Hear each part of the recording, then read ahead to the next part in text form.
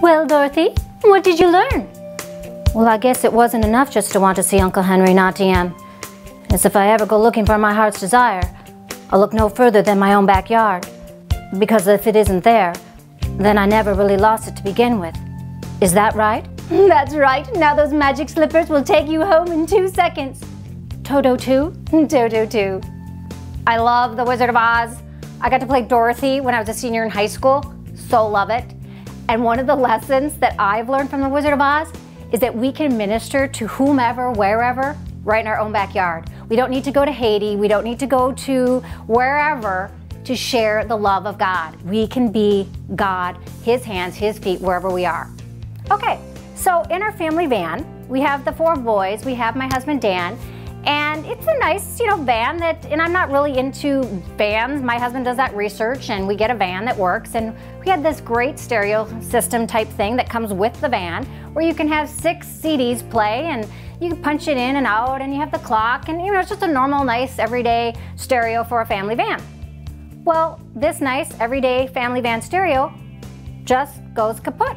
So I go to Bob's Electric, downtown International Falls, Main Street, population 8,000, and I say, Bob Electric, can you fix this stereo system? No, Bob cannot. He suggests that I go to a business in town and I get a stereo installed, and they just take this one out of our van. Great. Give the local business the local business. So I go in and I tell them the situation, and they say make an appointment. So I do, and I bring the van. My son Marco, who can drive at 17, brings me to this establishment. I drop off the van, and they call me back and say, oh, we didn't realize what kind of van it was. Now we're going to have to order special parts. No problem. Day 2, bring it back, have my son bring me home. There again, there's a problem because the antenna thing or something, they need a special part that they didn't realize, okay? Then it's the 3rd time we bring it, and I say to him, oh, there's a code, and that way the radio can work. Well, that has nothing to do with the CD player working, but I was just kind of giving this information, and it was my problem that I was not clear in communicating that it wasn't just the radio I wanted working, but the CD player as well. And so when I get back home, this guy, Ron, calls me and says, Debbie, if you can give me the number, or your phone number under which you got the van, and you can give me the email, I can get the code for you from the dealership and get it working. I'm like, well, praise the Lord. So within a half an hour, he calls me back. I go to pay for everything. And as he's saying that I owe $39, I look up and go, really? It was only $39 for putting the new stereo in and everything? Because I knew he charged $39 an hour. He said, no, I just got the code for the radio working, and I assume that's what you meant. I said, no, unless it means that the CD player's working. So we go back in. It's not working. So now I have to drop the van off a 4th time. I am so bugged, because if anybody knows my personality has no problem calling a dealership and getting this code that I was just charged $39 for. It doesn't make sense. I'm so bugged. And as I'm contemplating this and deciding what to do, and now parts are being ordered so we can get what we really want, I just get this thought from God that I am, whatever happens, that I'm going to pay an extra $39 as a gift, as a tip to this person, Ron. And you know what I start doing at that? I start telling God how it's not fair. Are you kidding me? This is not fair. He doesn't deserve it. And as I'm saying all this, God is saying to me, Debbie, do you deserve the grace that I give you? Yeah, but is it fair what I gave my life for you? Well, this is, yeah, but okay, he doesn't just, but everything that I'm saying doesn't go with what God's speaking to me, just in a total loving way. And I then say, well, it's gonna cost me something, because I have an account that goes for ministry, and I thought, well, then can I pay it out of there? He said, no, it's gonna be out of money that you have made from substitute teaching. And again, I'm like, but then that's gonna cost me. And he's like, exactly. And then I say, okay, God, I get the lesson. I don't deserve it. Your grace was a gift to me. It cost you something. If I understand the lesson, do I still have to do it? And here's what's so neat about God. It's so amazing about Him. Of course, we don't have to do anything. He asks us to do things and walk in obedience because He wants to bless us. But we don't need to do anything to earn His love. It's a gift. He didn't need me to do this so that I get more points with Him or earn more favor with Him. He loves me as I am, not as I should be.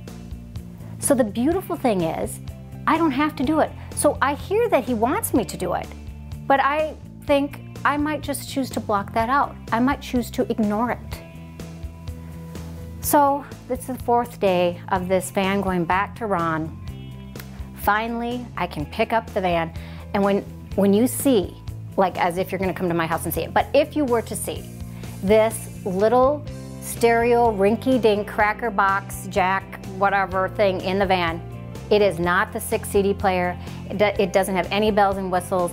I can barely, it's almost painful to look at.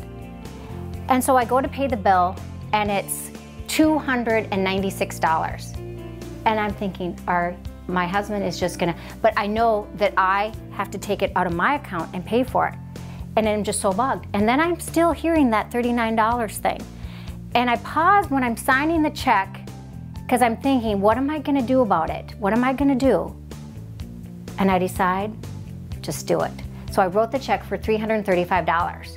And I can't even figure out the math as I'm speaking to you about this right now, but it turns out that that's, I guess, see, 96, 97, 98, 99, yeah, that's $39 tip. And so as I'm writing this, Ron says to me, oh, well, you know, what are you doing? I said, I just feel like I should give you a tip. And he's like, oh, no, no. And in my head, I'm thinking, yeah, no is right. But I'm thinking, I just want to walk in obedience. I don't understand why. But you know what? There's a lot of things I don't understand. But I know God is the way. And I know He loves me. And I trust that love. And it is such, I've always understood it in that way that God's love for me is not something I'm going to feel necessarily.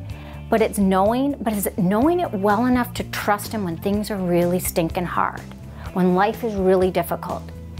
And so I didn't know why I was doing this, but I know that He's the way and I trust Him and I trust His love. So I wrote that out. And so I said to Ron, yeah, I think I just would like to give you a tip. And as I said, he said, oh, no. And I said, no, you know, it's God directed. You just got to go with it. And didn't make a big deal about it. And, you know, and then I said, well, can you show me how this thing works? Well, it doesn't take a rocket science, but I just had him come into the van and showed me the basic how to push. Now, before we just had the clock always show. Now we have to push a special button to have the clock, you know, show us what time it is. And he has a cigarette, which I think this is really a fun part of the story. He has a cigarette behind his left ear, and when he reaches down to, you know, move something in the van or show me something, the cigarette falls between the crack of the seats, okay? And now the Christian easy way would be to say, you know, Ron, you really shouldn't be smoking. Well, guess what? Me saying that is not gonna have Ron stop his smoking habit, and what's the point, right? So it wasn't even a thought. It was just as natural as could be. When the cigarette fell, I said, oh, Ron, we got to get that cigarette. Those bad boys cost a lot of money. And I think he was just kind of thrown off, like, you know, almost maybe a little embarrassed. But I'm thinking, you know what? They do. And so it took a while to get that cigarette between the crack of the seats and take the little pencil. And he's like, you're really good. And I said, you know what?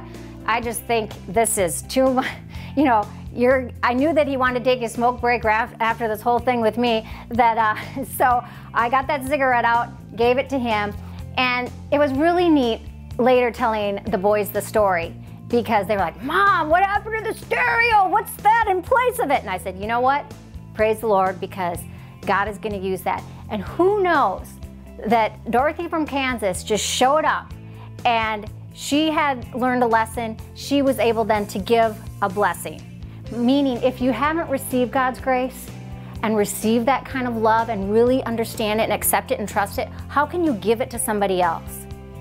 And when I was driving home, before I told the story to the boys, I just kind of lifted up my hand up to the heavens and I said, okay, God, I did what you wanted.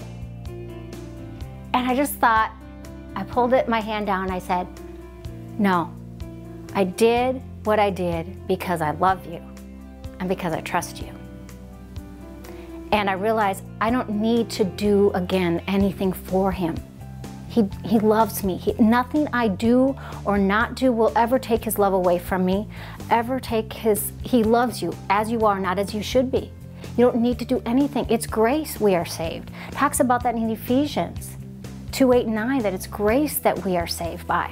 And that Ephesians 2:10 tells us that we are God's workmanship. We're created by him, and he has prepared good works for us to do in advance because he loves us so much.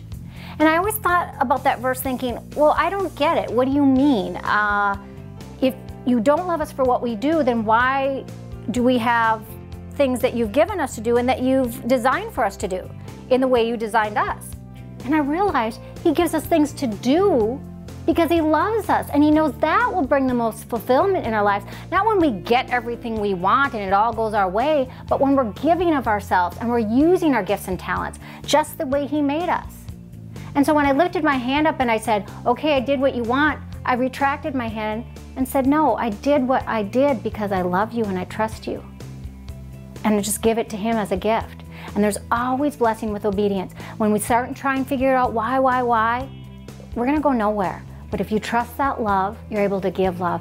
And I'm telling you, there's nothing like it.